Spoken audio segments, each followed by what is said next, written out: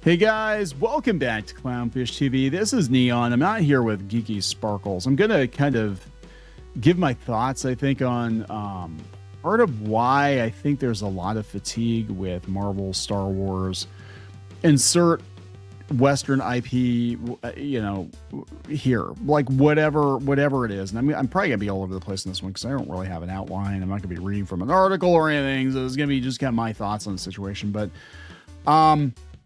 nothing matters. Nothing matters anymore. Like when it comes to continuity, when it comes to lore, when it comes to keeping characters intact, like everything feels disheveled and nothing feels like there's any cohesive tissue, right? Even in comics, it doesn't feel like, unless you've got the same creative team on a series or a book for an extended period of time, it doesn't feel like there's any connective tissue between runs in some cases. Like, this guy's version of X-Men is going to be very different from this other guy's version of X-Men, which is going to be very different from this other guy's version of X-Men. When I was younger, it felt like, for the most part, I mean, you could tell people's different styles. You could tell they were trying to take things in a different direction or whatever, but it felt like there was a little more give a shit about making sure that these characters in these worlds felt consistent. And it's all over the place. It's not just comics, it's in the movies too. You don't like this version of Fantastic Four? Well, wait around. And 5 years, we're going to try it again. You don't like Batman? Well, that's okay. We're going to try it again. Actually, maybe Batman, we'll re-roll Batman like 5 times in 10 years. And you just pick which Batman you like. Whichever Batman you like. Pick any one that you want because we got to make money. And as a consumer, as a reader, as a fan of things, it devalues, I believe it devalues the IP because there are no stakes, right? Like I can't be sad about a character dying because I know they'll be back. I mean, look at this. Like, I haven't been keeping up with Spider-Gwen. I read the first issue. I'm like, whatever. This is, so I'm just going to disclaim that, but like, what is this? Like Spider-Gwen and Gwen Stacy, Spider-Gwen's in the 616 now and Gwen Stacy's back. Like, this was some hallowed ground, right? We're just going to just bring her back. Like, what does it matter? The death of Gwen Stacy was one of the biggest events in Marvel Comics history. And if we're just going to undo it, what does it matter? Nothing matters, right? I mean, look, I'm not trying to be like, I'm an old head. No, but I'm serious. Like, why get invested in these characters at all? When 6 months or a year, even, they're going to reboot them. And the same thing is happening now with the Marvel movies. Now, I'm not saying the Fantastic Four is going to be a bomb. I don't think it's going to be a bomb per se. I don't know if it's going to do the numbers that they're hoping for.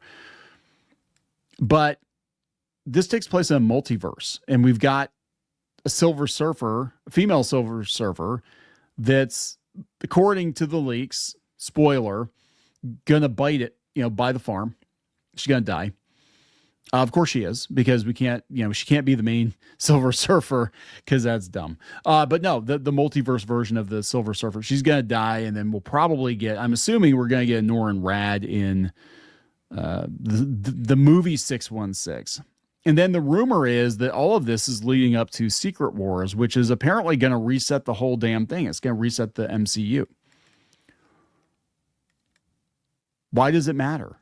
Right? Oh, we can literally kill off everybody because it doesn't matter. We're just going to replace them with younger versions of these characters in a couple of years.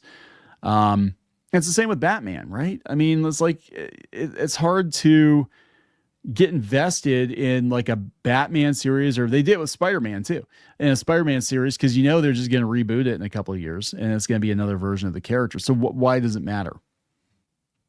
And that's, I think, what I'm talking about, because especially in the comic books, especially in TV shows, whatever, it just feels like people make a connection with these characters, and I understand they're fictitious, and I understand, but nothing that they do has any long-term effect on, I guess, the continuity, because you can just hit the reset button whenever. It was rare. The reason that Crisis on Infinite Earths was such a big deal back in the day is it had not been done before. trying to, reconcile all these different multiverses in DC to try to streamline everything. And then Marvel decided they were going to do it, but they've done it multiple times now. Multiple number ones, and it's really hard to get invested, right? So if you want to take a look at, I'm going to make it a pissing match. If you want to take a look at Japanese entertainment, this happens very seldom. Yeah, it doesn't happen very often. Usually the author tells their story, and they might do a sequel, or they might do a retelling, or like, oh, we're going to do a new version of Ranma or something, but it's basically going to be the same thing, right? We're going to tell the story again, but with today's technology and sensitivity. But if you were just going to reset Ranma every couple of years, nothing that those characters do, nothing matters, right? It's like you got to get out of jail free card. It's really hard to get invested. Nothing shocks people anymore. Nothing, it doesn't matter if somebody dies. It doesn't matter if somebody, whatever, as long as you've got time travel and multiple dimensions and stuff like that. And I think, I'm sorry, I'm not sold on Robert Downey Jr. as Dr. Doom. I don't want to see him I don't want Dr. Doom to be evil Tony, but you know what? It doesn't matter because they're just going to reset it in a couple of years. And I think this is why, in a lot of ways, people are having a hard time getting invested in legacy IP, right? Because I understand that you have to reinvent it for a new generation, but that happened a lot less often. It was like a big deal when we went from Batman 66 to Batman 89. That was like a big deal because that was the first time we saw Batman in live action for decades. And now it's like a couple of years between reboots. And I understand these studios want to make money, whatever. But God, could you wait until the body's cold at least? You know what I'm saying? This is kind of like somebody losing a spouse and then going out the very next day on a date with somebody. They haven't even grieved. It's like there's no time to grieve. There's no time to, and nothing is off limits. I was reading a rumor that they're talking that they might reboot Indiana Jones. I mean, I would think that would be hallowed ground. No, apparently not. I mean, they're inching closer and closer to that with Star Wars. I mean, they already did Solo. They already recast Han Solo, and I could totally see them just being like, yeah, let's just reboot Indiana Jones. Let's just reboot Star Wars. Hell, let's do Gone with the Wind again. Let's do all these movies and TV shows. And so, hey, let's do Friends again. Remember, Friends was a big hit. Well, they're kind of doing that with The Office too. They're doing a sequel series, but you know what I'm saying? It's like it's not just about rebooting stuff. It's just that there are no stakes. How can you get invested in characters if there's no such thing as permadeath? There's no such thing as any character growth, because you can have characters grow. I mean, look at Peter Parker, prime example. Peter Parker went from being this dorky high school kid to a hero to a married man with married man responsibilities, and then we just knocked him backwards again because the powers that be at the company didn't like it, and he's never going to grow beyond that now. This is one of the reasons I actually do prefer manga or anime, is that the characters usually have an arc, and a lot of times, it's very predictable. They go through their trials and tribulations. They get stronger. They keep fighting stronger and stronger bad guys until they get to the big bad guy. And it is kind of very predictable, but there's an arc and there's a beginning and an end. And we don't have that. I don't think with a lot of Western entertainment. I think there needs to be a definitive end, and there needs to be a somebody somewhere in these companies is just like, you know what? Let's not remake this again. Let's not reboot this again. But I think it's getting harder and harder for people. It's just my personal opinion. I think that part of the Marvel fatigue and part of the Star Wars fatigue and part of the comic book fatigue and the video game fatigue is, you know what? If I don't like this one, I'll just wait for the next turn on the merry-go-round. And that's what it feels like. It feels like, when I used to play D&D, people, back in the day, some DMs were very strict. You'd roll a character. That was a character you're playing. Tough shit, right? This is what you rolled. Tough shit. Other DMs like myself, I was a little more lenient. I'm like, okay, let's roll for your total points. You can borrow points. If you really want to be a wizard or mage, you can borrow knock off some strength points, put those points in intelligence, but I'm not giving you any points. I'm not giving you free points to use, right? But it just feels like now you basically just wait for the next reroll. Oh, that's not the version of this character I like. Okay, let's re-roll it. No, I don't like this one. Okay, let's re-roll. Okay. But again, like I said, there's no reason to get invested in anything. And I think we're going to see more and more people check out from these franchises that just like have no stakes. I don't know if they would reboot the Marvel universe. I'm going to be honest. I don't know how it would do because, Robert Downey Jr. was, a huge part of it. But like the multiverse thing has absolutely, I believe, destroyed the MCU. It doesn't translate the film well. I mean, I guess it made sense in the comics sometimes, but even then it's completely overdone.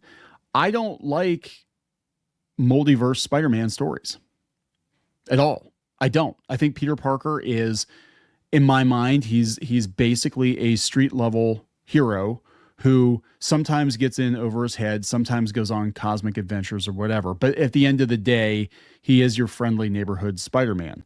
Spider-Man, there's one of him. We don't have 50 spider people running around from different. I don't like that. I've never liked that. And I sure as hell don't like the idea of Gwen Stacy coming back to life. If that's what they're doing, I'm like, hell no. So I guess in my mind, like, when it comes to this stuff, I pretty much decided there's like an end date to Marvel. And I think this is what's going on. And, I guess I could talk about, the bigger issue is with new issues and how a lot of comic shops aren't carrying new issues. Because again, what's the point?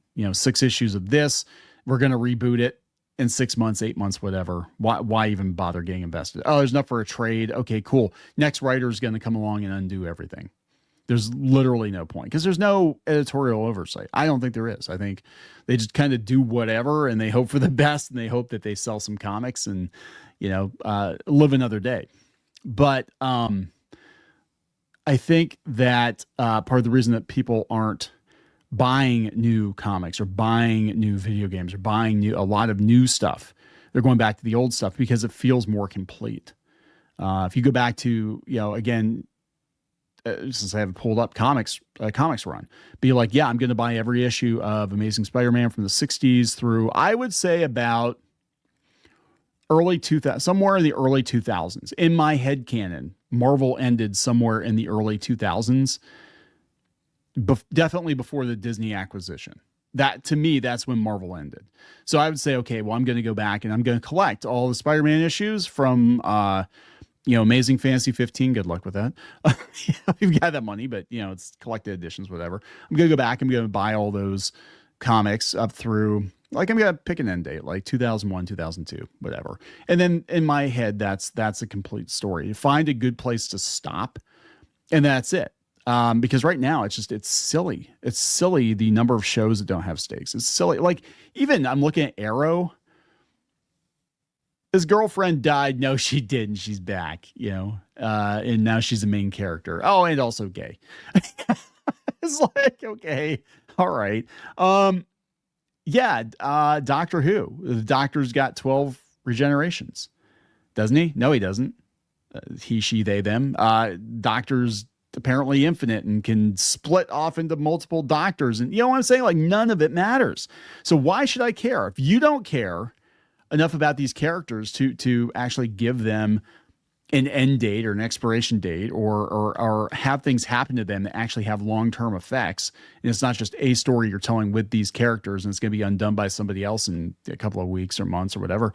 Why should I care? Why should I, as a consumer, spend money to basically get a newspaper, right? It's yesterday's news, because now you get the new newspaper comes out with new news. And I understand they're magazines, but it's like, why should I get invested? Because again, nothing matters. And I think that's kind of I know this is kind of a ramble, but I think that's kind of my theory of why so many people are checking out from this stuff. It's not just the wokeness. It's not just and that's a part of it. It is a part of it. It's not just the expense. And that's a part of it. It's basically does the benefit, you have to do a cost analysis, right? Is my entertainment worth the money when I know that entertainment is effectively going to be undone in 6 months or a year or 2 years? And I'm going to have to start over again. Is it worth investing in building a collection of stories or books or games or whatever when I know they're going to be superseded by the newest version. It's like software, right? By the newest version in a year, because it's never going to be like the definitive version of that character. And, it's sad. It really is, because it does feel like there was a lot more. I mean, I know it's just pop culture. I know it's just disposable entertainment. It's always meant to be, but it does feel like there's more cohesion and there are more stakes years ago than there are now. And a lot of it just feels like, again, it's just corporate IP, and they're just going to keep, hitting the reset button again and again and again. And I wish to God they wouldn't. We'd get new things if they'd give these characters a beginning, a middle, and an end, and be done with it, and then move on to something else, or at least let them move on. It's just weird. I don't know, just random thought I had. I'm looking at this, especially with Fantastic Four coming out, and I'm like, yeah, doesn't matter if Silver Surfer dies. Doesn't matter if their universe gets eaten by Galactus, which apparently is what happens. That everything gets blown up and they wind up in the 616. Nothing matters, because we got Franklin Richards, right? So he can just reset the universe, and that's probably what's going to happen. Oh, well, just start all over again. Start over with a new number one in the movies, just like they did in the comics. So why should I give a shit? I'll just wait. If I don't like Pedro Pascal as Mr. Fantastic, I'll just wait 10 years of get another Mr. Fantastic. Maybe you'll like him, or maybe I'll be dead and it doesn't matter anyway. I don't know. Somebody else can bitch about this stuff. Just a random thought I have. I'm going to wrap it up, guys. Hopefully you have a good 4th of July. We're going to do a couple of videos, pre-record, probably go into the 4th of July, but I'm not sure what order we're going to air them in. Thank you so much for the support. We will see you later. For more pop culture news, views, and rants, go to news.clownfishtv.com. That's news.clownfishtv.com.